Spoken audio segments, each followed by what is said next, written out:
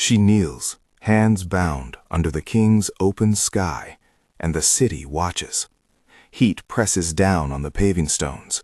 Sand has worked its way into the seams of her wrists where iron bites.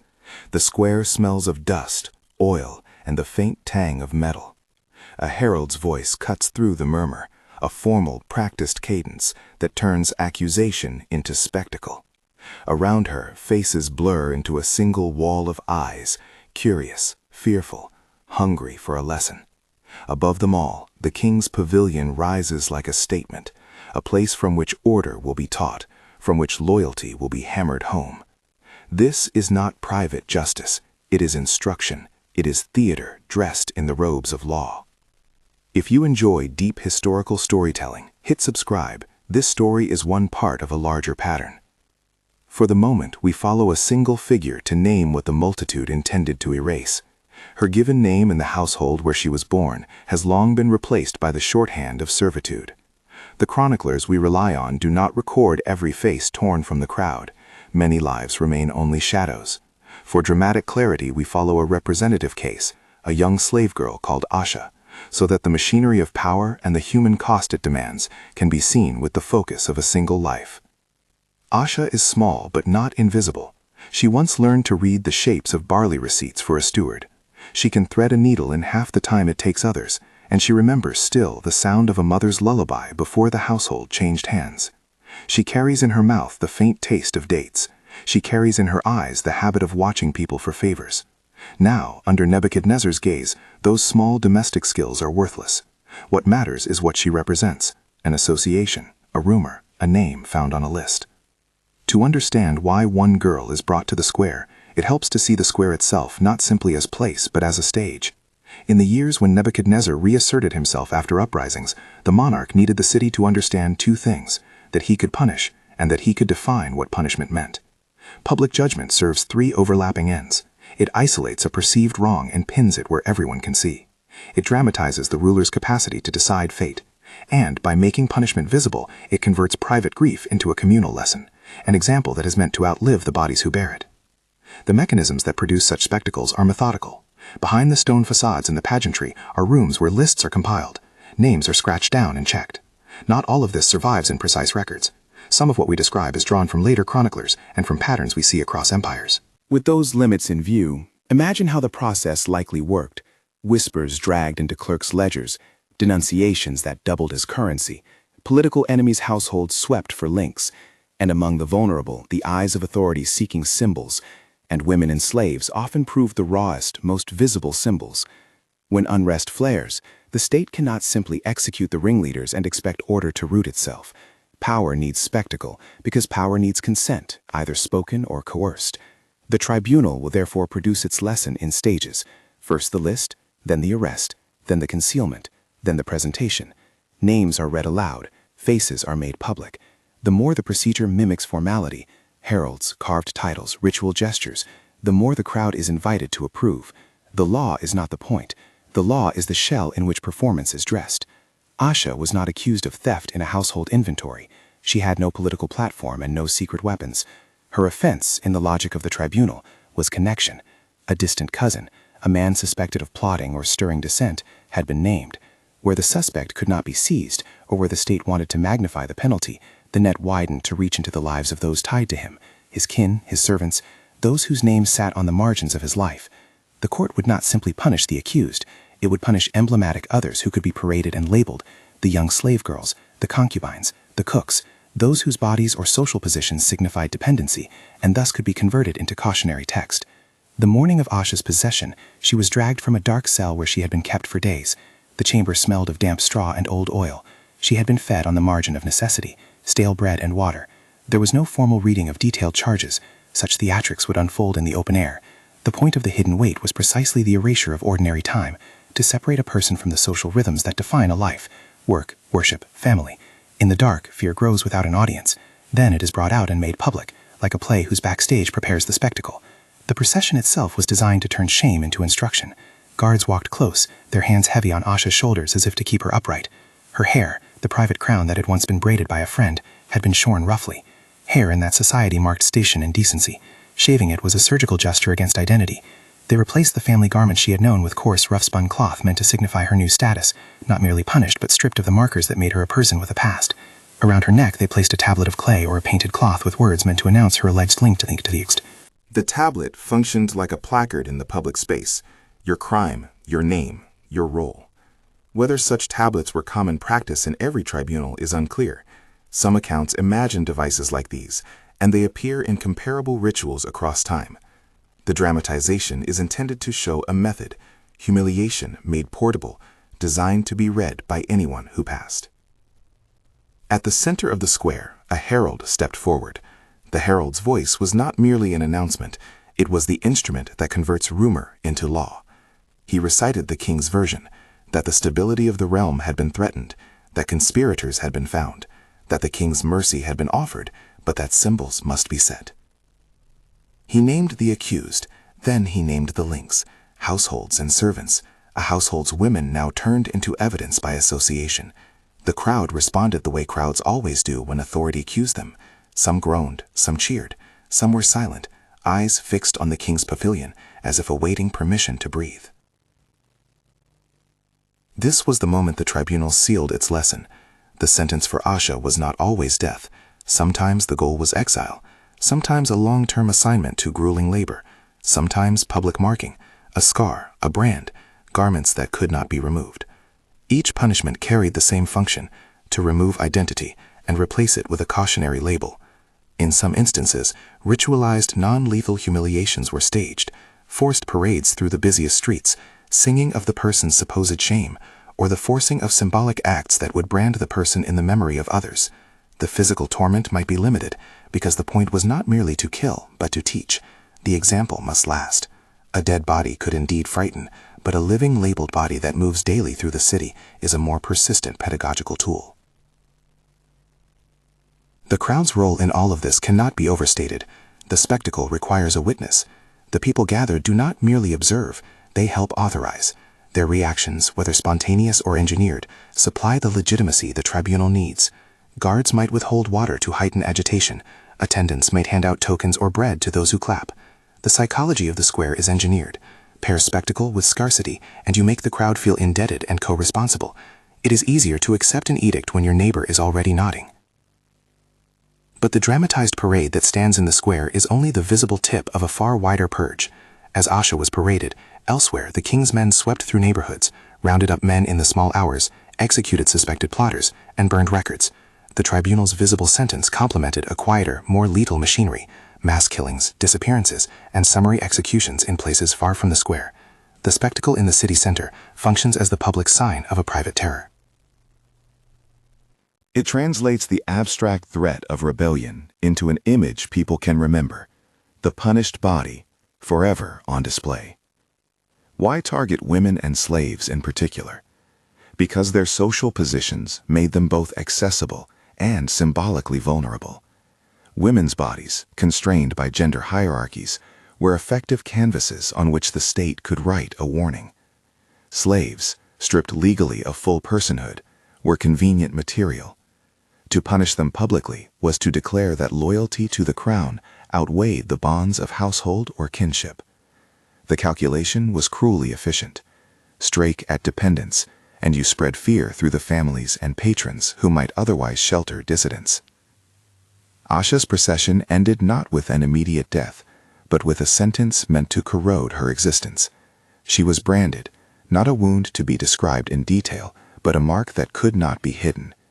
Her name was altered again, now a label that meant shame. She was taken to labor in a distant worksite, where the sun and the implements of forced labor would shape her back into a living lesson for those who might travel through and remember. Whether she died there weeks later from exhaustion or illness, or whether she managed to survive into a life that never shed the imposed name, the result was similar. Her personhood was transmuted into a cautionary object. The effect on her family and household was immediate. Patrons who once protected servants turned away, fearful for their own safety. Friends who might have spoken in her defense stayed silent. And in the public memory, the image of her shorn head and the tablet around her neck found a long life in gossip and in state records, names preserved, but not in human form. The state archives will list a tally. an implicit ledger where each scratched name becomes proof of order restored. Chroniclers and later generations would debate the morality and the necessity of such spectacles. Some describe them with a cold administrative tone. Others add a moral outrage that the original tribunal perhaps did not allow. Where our sources are thin, we must tread carefully. The specifics of Asha's treatment and the exact rituals used vary across accounts. Some details are reconstructed from patterns found in other ancient courts. Others appear in later retellings, shaped by the writer's own crises and aesthetic. For these reasons, when I describe the public shaming, the shorn hair, the tablet, the procession, and the engineered crowd, I am drawing on a composite of historical practice and informed dramatization, intended to make vivid what the tribunal's mechanisms did to people's lives. It is important to note something else. These spectacles were not anti-religious. They were political in a time when religion and state were braided. Nebuchadnezzar's pavilion and his priests were part of the same performance. The king could claim divine sanction or invoke the god's favor as part of his rhetoric, yet the spectacle itself must be judged with moral seriousness. The point of the critique is not to deny the ancient ontologies, but to expose how rituals of piety can be repurposed into instruments of control. The state's language may cloak itself in sacred words, but the instruments it deploys, lists, processions, public markings, are tools of domination. As the purge deepens, the social fabric alters. Markets become quieter at dusk because people fear speaking in public. Patron-client networks, the very ones that had enabled households to shelter the vulnerable, reorganize into forms of self-protection. Priests who had once mediated between people and gods become cautious. Trust, in its social sense, is the casualty most difficult to record. The ruler's spectacle aims precisely at that, undercutting trust so that citizens feel the need to watch themselves and each other more closely than to stand together. Silence becomes the social norm, and silence protects no one. Memory holds and forgets by different mechanisms. The state archives may preserve lists of names, accused, punished, exiled. Those lists are meant to function as proof of order. But memory among the people operates differently. Stories survive in whispers, woven into lullabies, or told at the threshold of a neighbor's door. Sometimes the state keeps memory alive in the form of monuments or proclamations designed to show the king's wisdom. Other times, memory is forced into erasure. The question of whether a person like Asha is remembered as a villain, a victim, or merely a name depends on who writes the story afterward, victors in power or those who survived and remembered differently.